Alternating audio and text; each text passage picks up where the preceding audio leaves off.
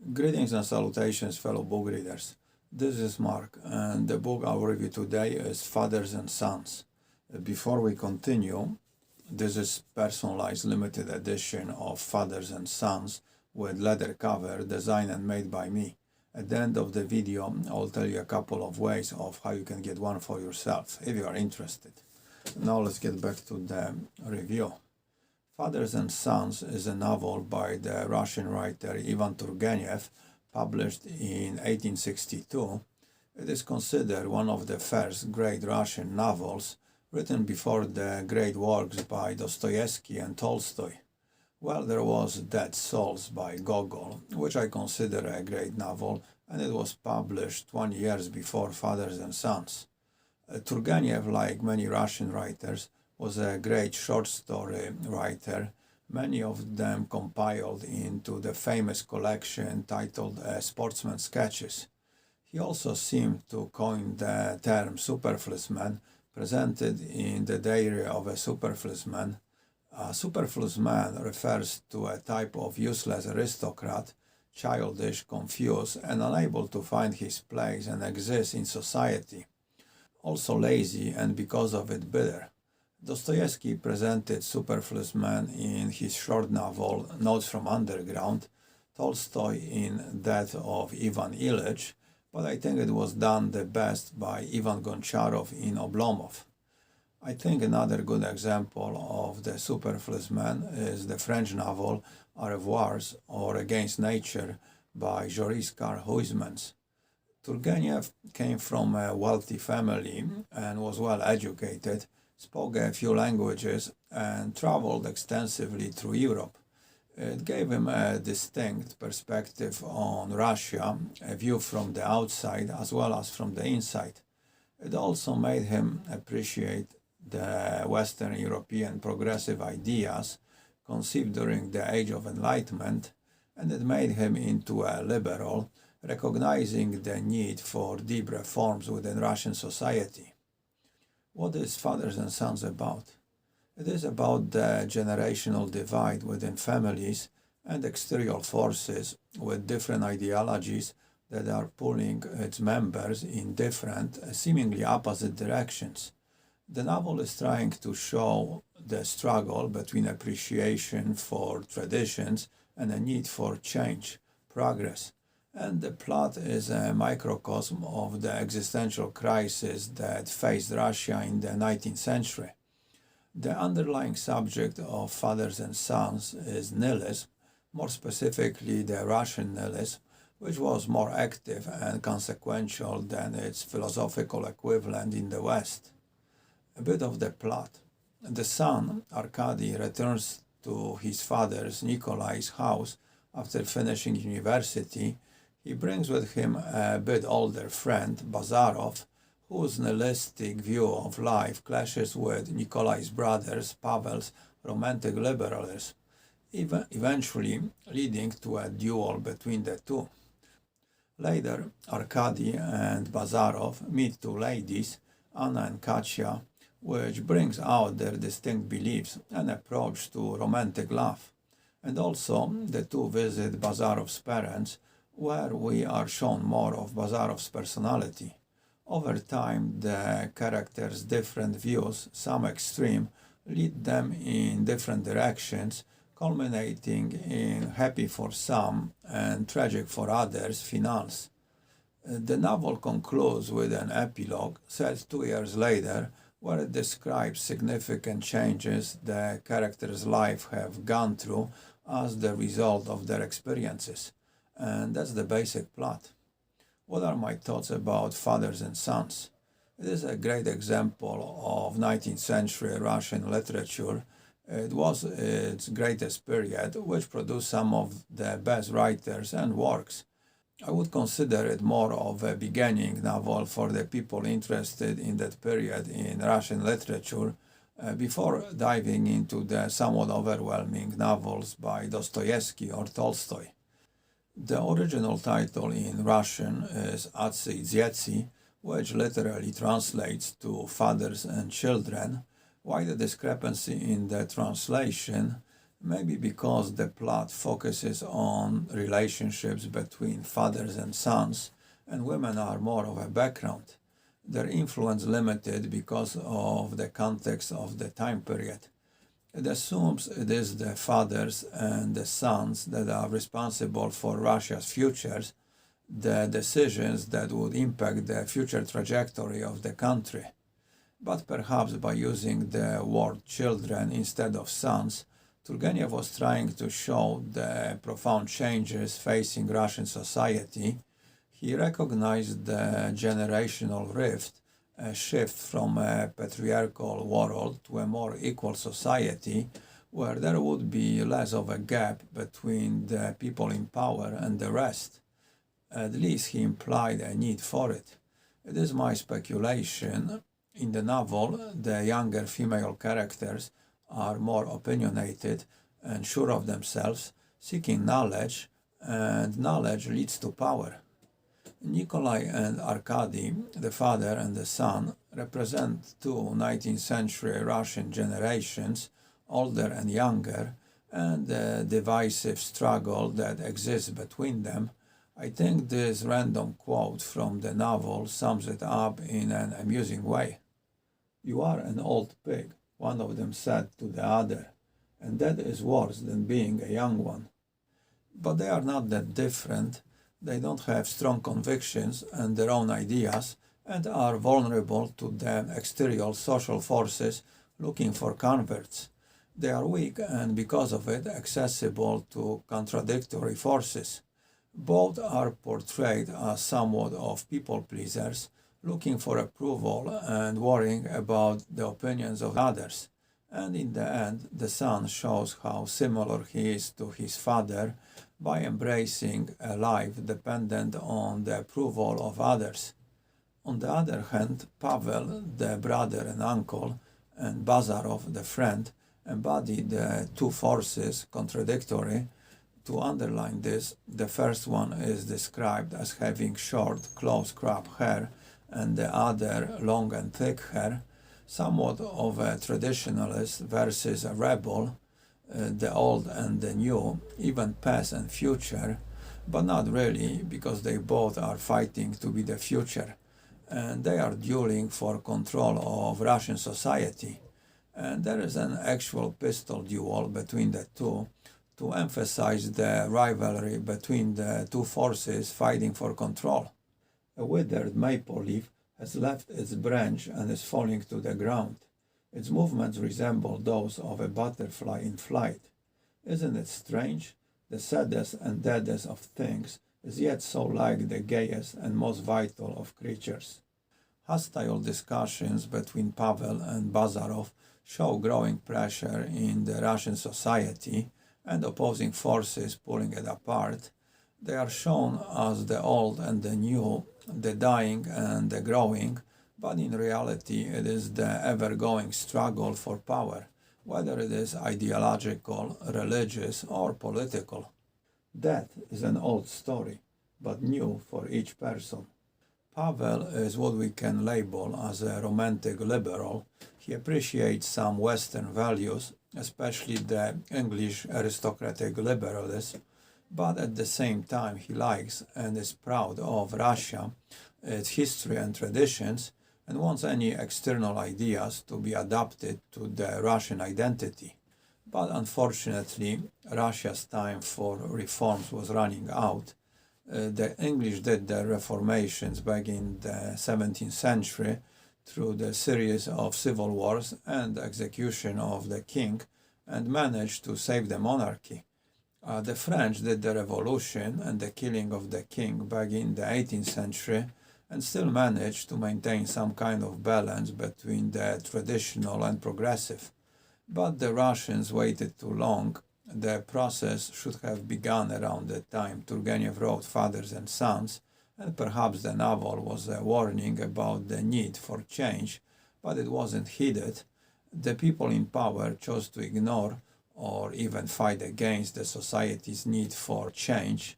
They let the pressure of the new ideas build up until they became too powerful to contain and exploded in the early 20th century. and there was no more chance for any kind of compromise. The Tsar was executed, and there was no replacement within the old hierarchy for the people to accept. So the result was a violent and bloody and complete change. But looking at it in the hindsight, it seems the change was only temporary, maybe too radical to last, and Russia seems to be going back to its old ways. I think we could also say that change was pretty superficial, cosmetic, and the core of Imperial Russia, with the absolute and abusive power over its citizens, never went away. And maybe that's why the change didn't last. It didn't go deep enough. And maybe that change only lasts when it is just enough, not too much, nor too little, and finding this balance is the difficult part. And I used to think, after all, I will do a whole mess of things. I will not die. No way. There is a task to be done, and I am a giant. And now the giant's only task is to die decently, although no one cares a damn about that. Still, I won't start wagging my tail, says one of the protagonists. Pavel represents not the old but the older Russia, subconsciously knowing that its time, just like his life, is coming to the end, but there is still some hope left in him that comes from knowing you are not dead yet, the instinct not to give up, and eventually he acts on it. The difference between Nikolai and Pavel is that one is satisfied with basics and willing to accept what life offers him, a follower, kind of a goes with the flow bloke, and finds contentment in what is in front of him, and is seemingly happy. The other, Pavel, is more ambitious and wants to create his own circumstances, which didn't turn out as he expected, and this left him disappointed and in the end unhappy. There is even initially some jealousy toward Nikolai. Maybe when looking at the young woman with Nikolai's child, he imagines what his life could have been. At the bottom, Pavel is a decent human being fighting against the demands of his youth, of what he and others expected from him, but he wasn't willing to deliver. In certain ways, he is the beginning of changes, but because he is the beginning, he is more controlled, less revolted and radical than Bazarov. Bazarov, who calls himself a nihilist, is an anarchist and doesn't see any hope for the Russia of the past, and nothing less will do than the total destruction of the system and starting anew. A nihilist is a man who doesn't acknowledge any authorities, who doesn't accept a single principle on fate, no matter how much that principle may be surrounded by respect. Bazarov sees people like Pavel as guilty of all the problems the country is facing. He's an example of the people that led the Bolshevik Revolution of 1917 and brought down Imperial Russia. He's angry and dismissive of traditional Russia, and it can be seen through the relationship he has with his parents, his own father. There is a lot of hate in him, which creates urges for violence and destruction, and in the end it becomes self-destruction. And further, there is no willingness in Bazarov for any type of compromise. That's why he doesn't take seriously nor listens to Pavel or Nikolai. Maybe the base of Bazarov's behaviors is a fear of rejection and being hurt, and ironically, in the end, it is this behavior that hurts him the most. Bazarov might be also motivated by envy he doesn't recognize. Perhaps deep inside he is not so different from Pavel, and both are kind of nihilistic. Bazarov represents Russian nihilism, which over time became a political revolutionary movement. Actually, Turgenev was the one who made the term popular before it became widely known thanks to people like Nietzsche. Nihilism means that there are no higher values, no meaning nor purpose in human existence, only the present, and it defines the individual life. Behind me there are already so many memories, lots of memories, but no point in remembering them, and ahead of me a long, long road with nothing to aim for. I just don't want to go along it. And that's Bazarov. He really has no ideals nor morals, but rather focuses on action. He kisses a girl not because he's interested in her, but because he wants to do it, and doesn't really care for any moral collateral damage to the girl's reputation, because he doesn't believe in the existence of morality nor deeper sentiments. But when he meets Anna, her persona, awakens something in him, something he didn't believe existed, probably because he never experienced it. His ideas about the world are somewhat superficial, but the sentiments such as love or suffering of others affect him. So there is this inner struggle that confuses him and makes him angry. Every man hangs by a thread. Any minute the abyss may open under his feet, and yet he must go and invent for himself all kinds of troubles and spoil his life. Anna is somewhat of a reflection of Bazarov, her beliefs about life and the world, so it is kind of ironic that the two of them together create something they didn't believe existed. It is a kind of mathematical reaction. Two negatives make a positive. Maybe there is a certain humanity in all of us that can be killed with thoughts. There are things we can't rationalize. Further, I don't think Bazarov represents a revolutionary per se. Rather, it is the anger and hate for the world he exists in that bring about revolutions. All his ideas about individuals being the same physically and life being meaningless also make him believe that individuals are replaceable and should be sacrificed for the good of the society. So he believes in the superiority of society, the leftist progressive ideas that have created so much violence and misery in the 20th century. The women in the novel are still presented as pretty passive creatures and basically being pulled by whatever is in front of them without offering much resistance, but there is the emerging sporadic feminism. There is Avdotaya, who lives alone in town and reads George Sand, but she's more of a caricature and attention seeker, and it is difficult to take her seriously. And Anna has some potential and independent ideas, and Bazarov, his presence, was unintentionally responsible for bringing it out. But eventually she falls in line and does what's expected of her. Anna is probably the most tragic personality in the novel because she saw what was possible, but it was very brief, a spark of hope that burned out pretty quickly, and she feels responsible for it. Because when there was a chance for the spark to ignite a fire, she got scared and reacted defensively with her reflexes.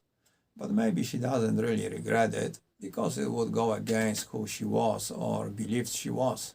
To begin with, Anna Sergeyevna had been afraid that the spectacle of their happiness might be somewhat painful to herself, but in practice it had quite the opposite effect.